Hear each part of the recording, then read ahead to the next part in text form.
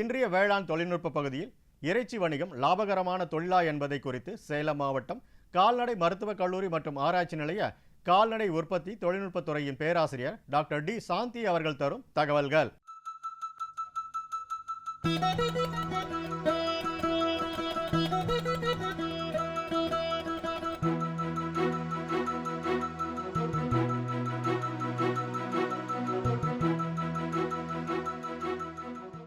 இறைச்சி வணிகம் லாபகரமான தொழிலா?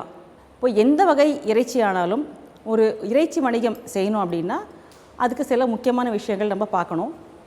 இதில் முதல்ல முக்கியமானது என்னென்னா விற்பனை செய்பவர், அதாவது வணிகர்கள், அப்புறமா விற்பனை செய்யப்படும் பொருள், விற்பனை செய்யப்படும் இடம் மற்றும் வாங்குபவர்கள், அதாவது கன்சியூமர்ஸ்.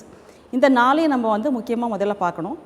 ஸோ வணிகர்கள், விற்பனை செய்பவர்கள். இப்போ வணிகர்கள் அப்படின்னு பார்த்தீங்கன்னா முதல்ல வணிகரோட முன் அனுபவம். இப்போ நீங்கள் ஏற்கனவே ஒரு கடை வச்சுருக்கீங்க, உங்கள் கடையை மாற்றி அமைக்கணும் இல்லைன்னா கொஞ்சம் விரிவுபடுத்தணும் அப்படின்னா உங்களுக்கு ஓரளவுக்கு முன் அனுபவம் இருக்கும். இப்போ அப்படி இல்லை, நான் புதுசாக ஒரு கடை ஆரம்பிக்க போகிறேன் அப்படின்னா நீங்கள் இந்த இறைச்சி வணிகம் செய்கிறதுக்கான ஒரு அடிப்படை விஷயங்களை தெரிஞ்சுக்கிட்டு அப்புறமா இந்த வணிகத்துக்குள்ளே நீங்கள் வரணும். ஸோ முன் அனுபவம். இப்போ அடுத்தது பார்த்திங்கன்னா உங்களோட முதலீடு, அதாவது உங்களோட ஃபினான்ஷியல் ஸ்டேட்டஸ் என்னன்னு நீங்கள் பார்த்துக்கோங்க. இந்த வணிகத்தில் நீங்கள் எவ்வளோ இன்வெஸ்ட் பண்ண முடியுங்கிறத நீங்கள் பார்க்கணும். இப்போ உங்கள் இன்வெஸ்ட்மெண்ட்டை பொறுத்து தான் உங்கள் கடையோட அளவு, நீங்கள் ப்ரொடியூஸ் பண்ண போகிற கறியோட அளவு, நீங்கள் வைக்க போகிற ஆட்கள், அதே மாதிரி வச்சுருக்க போகிற மிஷின்ஸ், எக்யூப்மெண்ட்ஸ், இதெல்லாம் அமையும். அதனால் உங்கள் இன்வெஸ்ட்மெண்ட் நீங்கள் எவ்வளோ பண்ண முடியும், நீங்கள் கையிலேருந்து எவ்வளோ பணம் போட போகிறீங்க, எவ்வளோ லோன் வாங்க போகிறீங்க, அது எப்படி அடைக்க போகிறீங்க, இதெல்லாம் நீங்கள் யோசிச்சுக்கணும். அப்புறம் மூணாவது பார்த்திங்கன்னா வணிகர்களோட ஈடுபாடு. ஸோ ஒரு விஷயத்தில் இன்ட்ரெஸ்ட் எடுத்து செஞ்சால் மட்டும்தான் அந்த தொழிலை நம்ம ஆர்வமாக செய்ய முடியும். இப்போ எந்த தொழிலையுமே பார்த்திங்கனாக்கா லாபம் நமக்கு உடனே வராது, நமக்கே தெரியும். நம்ம போடுற பணத்தை பொறுத்து, நம்ம செய்கிற தொழிலை பொறுத்து அந்த லாபம் வரத்துக்கு சில மாதங்கள் ஆகலாம், இல்லை பல மாதங்கள் கூட ஆகலாம். அதனால் ஒரு வணிகருக்கு தான் செய்கிற தொழில் மேலே ஈடுபாடு இருந்தால் மட்டும்தான் ஒரு தொலைநோக்கு பார்வையோடு அந்த தொழில் செய்ய முடியும், சஸ்டைனபிளாக கொண்டு போக முடியும், அதாவது நிலையாக ஒரு தொழிலை கொண்டு போக முடியும். அதனால் ஒரு விற்பனை செய்பவர்கள், வணிகர்களோட முன் அனுபவம், உங்களை ஃபினான்ஷியல் ஸ்டேட்டஸ், அதாவது உங்களோட முதலீடு, அப்புறமா உங்களை ஈடுபாடு, இது மூணும் முக்கியம். இப்போ அடுத்தது பார்த்திங்கன்னா விற்பனை செய்யப்படும் பொருள், அதாவது எந்த வகையான கறி அப்படிங்கிறது, அப்புறம் விற்பனை செய்யப்படும் இடம் மற்றும் வாங்குபவர்கள், அதாவது கன்சியூமர்ஸ். இந்த மூன்றுமே ஒன்றுக்கொன்று தொடர்புடையது. இப்போது எந்த ஒரு வணிகம் நம்ம செய்ய போகிறோம் அப்படின்னாலுமே நம்ம ஒரு மார்க்கெட் சர்வே கட்டாயம் பண்ணணும். இப்போ சப்போஸ் நீங்கள் ஒரு கோழி இறைச்சி கடை வைக்க போகிறீங்க அப்படின்னா நீங்கள் கடை வைக்க போகிற இடத்துல ஏற்கனவே எத்தனை கடைகள் இருக்குது, அவங்க எவ்வளோ சேல்ஸ் பண்ணுறாங்க, யாருக்கு சேல்ஸ் பண்ணுறாங்க, அவங்களோட விற்பனை வாய்ப்புகள்லாம் எப்படி இருக்குது, இதெல்லாம் நீ ஃபஸ்ட்டு ஒரு அசஸ்மெண்ட் பண்ணணும். இப்போ சப்போஸ் ஏற்கனவே அங்கே நிறைய கடைகள் இருக்குது, நானுமே ஒரு கோழி இறைச்சி கடை தான் ஆரம்பிக்க போகிறேன் அப்படின்னா இப்போ மற்ற கடைகள்லேருந்து உங்கள் கடை எந்த விதத்தில் கொஞ்சம் உயர்வாக இருக்கும், இல்லை தனித்துவமாக அமையும் அப்படிங்கிறத நீங்கள் முடிவு பண்ணணும். ஸோ நீங்கள் விற்பனை செய்கிற பொருளை எந்த அளவுக்கு லாபகரமாக கொண்டு போகலாம் அப்படின்னா நீங்கள் விற்பனை செய்யப்படும் பொருள் நீங்கள் 2 பாயிண்ட் நீங்கள் நோட் பண்ணணும். என்ன அப்படின்னா ஃபஸ்ட்டு வேல்யூ அடிஷன். வேல்யூ அடிஷன்னா என்ன? இப்போது இறைச்சி, இப்போ உதாரணத்துக்கு கோழி இறைச்சி நீங்கள் சேல்ஸ் பண்ணுறீங்க அப்படின்னா நார்மலாக எப்படி சேல்ஸ் பண்ணுவோம், வாடிக்கையாளர் வருவாங்க, ஒரு 1 கிலோ கேட்பாங்க, ஒரு கோழியை உரிப்போம், வெட்டுவோம், பீஸ் போட்டு கொடுத்துருவோம், 1 கிலோ 200 ரூபா அந்த மாதிரி கொடுப்போம். இது நார்மலாக நடந்துட்டுருக்குறது, சரிங்களா?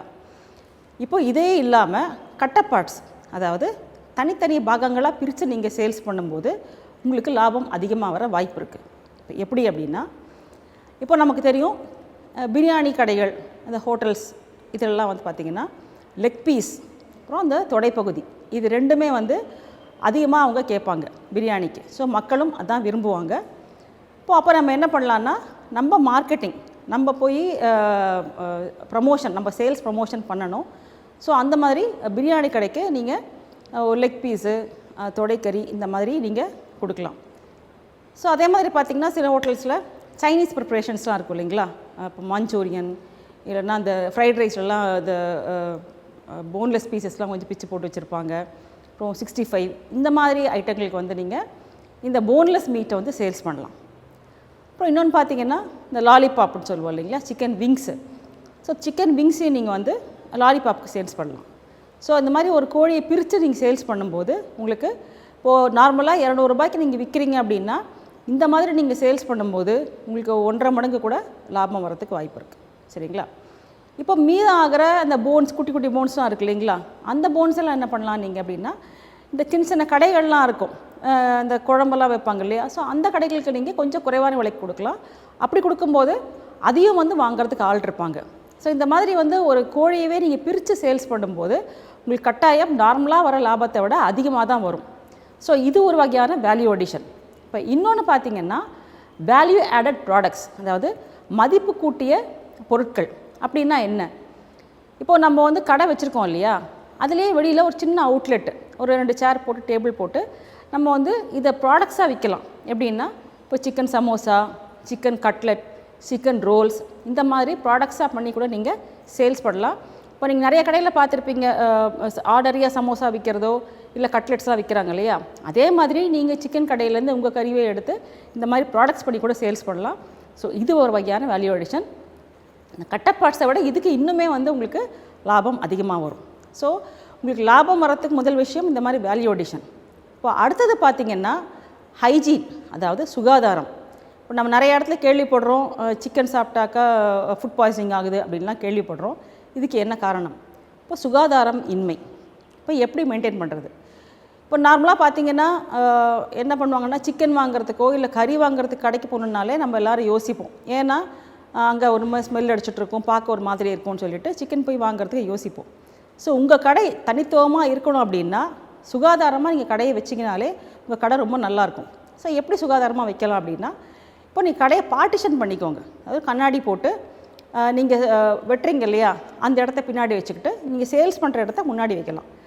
ஸோ சில கஸ்டமர்ஸ் என்ன பண்ணுவாங்கன்னா, நாங்கள் வந்து கறி வெட்டுறது வந்து பார்க்கணும், க்ளீனாக இருக்கான்னு பார்க்கணுன்னு யோசிப்பாங்க. ஸோ அந்த மாதிரி இருக்கவங்களுக்கு அந்த கண்ணாடி வழியாக அவங்க வந்து அதை வெட்டுறதை பார்த்துக்கலாம். அந்த ஸ்மெல் வந்து வெளியில் வராது. ஸோ பார்க்கவுமே இடம் வந்து நீட்டாக இருக்கும். அதே மாதிரி அங்கே ஒர்க் பண்ணுறவங்களோட சுகாதாரத்தையும் வந்து நீங்கள் பார்க்கணும். அவங்க வந்து நல்லா ஏப்ரன்ஸ் போட்டுட்டு தலைக்கெல்லாம் உர போட்டுக்கிட்டு அவங்களும் வந்து சுகாதாரமான முறையில் அங்கே வந்து வேலை பார்க்கணும். இப்போது இந்த சுகாதாரம், இது சுகாதாரம்னு சொல்லும்போது என்னென்னா, இன்னொரு முக்கியமான விஷயம் வந்து எல்லா கடையிலையுமே வந்து ஒரு ஃப்ரிட்ஜு கட்டாயம் வைக்கணும்.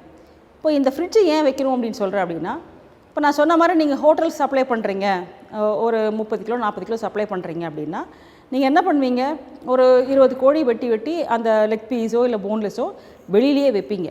ஸோ அந்த கறியை நீங்கள் வெளியில் வைக்கும்போது அதோட தரம் வந்து குறைஞ்சிக்கிட்டே போகும். ஸோ அதனால் நீங்கள் வந்து அதை ஃப்ரிட்ஜில் வைக்கும்போது அதோட தரம் பாதுகாக்கப்படுது. ஸோ நீங்கள் எவ்வளோ நேரம் ஆனாலும், இப்போ 1 மணி நேரம் ஆனால் கூட அந்த கறியை வந்து நீங்கள் கடைக்கு கொண்டு போகும்போது அதோட குவாலிட்டி வந்து மெயின்டைன் ஆகும், அது எந்த ஸ்மெல்லும் வராது. ஹோட்டல்லையுமே வந்து அந்த டிஷ் ரொம்ப நல்லாயிருக்கும். அதனால் கடையில் வந்து ஃப்ரிட்ஜ் வச்சுருக்கோம் அப்படின்னா மக்களுமே வந்து ஃப்ரிட்ஜில் வச்ச கறி வந்து நல்லது இல்லை அப்படின்ற ஒரு எண்ணம் இல்லாமல் கறியை நீங்கள் வெட்டின உடனே கடையில் ஃப்ரிட்ஜில் வச்சுட்டு கொடுத்தீங்கன்னா கட்டாயம் அதோட சுகாதாரம் வந்து மெயின்டைன் பண்ணலாம். ஆன்லைன் பர்ச்சேஸ் அதிகமாகிடுச்சு, எல்லா இடத்துலையுமே வந்து மக்கள் ஆன்லைனில் ஆர்டர் பண்ணி வாங்க ஆரம்பிச்சிட்டாங்க. ஸோ உங்கள் கடை வந்து சுகாதாரமாக இருக்குது அப்படின்ற ஒரு நம்பிக்கை மக்களுக்கு வந்தால் கட்டாயம் உங்களுக்கு ஆன்லைன் ஆர்டர்ஸும் வரும். ஸோ நீங்கள் உங்கள் மார்க்கெட்டிங் வந்து டெவலப் பண்ணிக்கலாம் இந்த ஆன்லைன் ஆர்டர்ஸ் மூலமாக. ஸோ சுகாதாரமாக மெயின்டைன் பண்ணும்போது உங்களுக்கு பலவிதமாக கட்டாயம் லாபம் வரும். இப்போ இது போக பார்த்திங்கன்னா மிஷின்ஸு, இப்போது நார்மலாக பார்த்திங்கன்னா ஒரு கோழி இறைச்சி கடையில் டீஃபெதரிங் மிஷின்லாம் பார்த்துருப்பீங்க. ஸோ கட்டிங்க்கு நீங்கள் மிஷின்லாம் கூட வச்சுக்கலாம், அதுவும் வந்து ரொம்ப ஹைஜீனிக்காக இருக்கும். இப்போ நான் கோழி இறைச்சி பற்றி சொன்னேன் இல்லையா, இதே மாதிரி ஆட்டு இறைச்சிக்கும் நீங்கள் வந்து பண்ணலாம். ஸோ ஆடு வந்து நீங்களே வளர்த்து நீங்களே வெட்டி விற்கும்போது உங்களுக்கு இன்னும் லாபம் அதிகமாக வரும். ஸோ ஆட்டு இறைச்சிலையுமே கூட இப்போது நீங்கள் கோழி இறைச்சியில் பண்ணுற மாதிரி வேல்யூ அடிஷன் பண்ணலாம். லைக் மட்டன் சமோசா, மட்டன் கட்லெட்ஸு, அந்த மாதிரி நிறையா வேல்யூ ஆடட் ப்ராடக்ட்ஸ் நீங்கள் மட்டன்லேயும் பண்ணலாம். ஸோ எந்த வகையான இறைச்சி வணிகம் ஆனாலுமே நான் சொன்ன மாதிரி இந்த பேசிக்கான ஒரு விஷயங்கள்லாம் நீங்கள் பார்த்து பண்ணும்போது கட்டாயம் உங்களுக்கு லாபம் வரும். இப்போது 4 விஷயம் மட்டும் நீங்கள் வந்து பார்த்துக்கோங்க. நீங்கள் எந்த வணிகம் பண்ணிங்கனாலுமே உங்களோட product, price, promotion and place, இது 4ம் பார்த்துக்கோங்க. இதை நான் ஏற்கனவே சொன்ன மாதிரி என்ன ப்ராடக்ட் வைக்க போகிறீங்க, அதோட விலை எப்படி நிர்ணயம் பண்ண போகிறீங்க, எந்த இடத்துல விற்க போகிறீங்க, உங்கள் ப்ரமோஷன், அதாவது நீங்கள் எந்த வகையாக உங்கள் பொருட்களை ப்ரமோஷன் பண்ணி மார்க்கெட்டிங் பண்ண போகிறீங்க அப்படிங்கிறதையும் பாருங்கள். ஸோ வணிகர்கள் வந்து ஈடுபாட்டோட இந்த தொழிலை பண்ணிங்கன்னா கட்டாயம் இறைச்சி தொழில் வந்து ஒரு லாபகரமாக அமையும். மேலும் விவரங்கள் பெற டாக்டர் டி சாந்தி அவர்களை 08110841891 என்ற கைபேசி எண்ணில் தொடர்பு கொள்ளலாம்.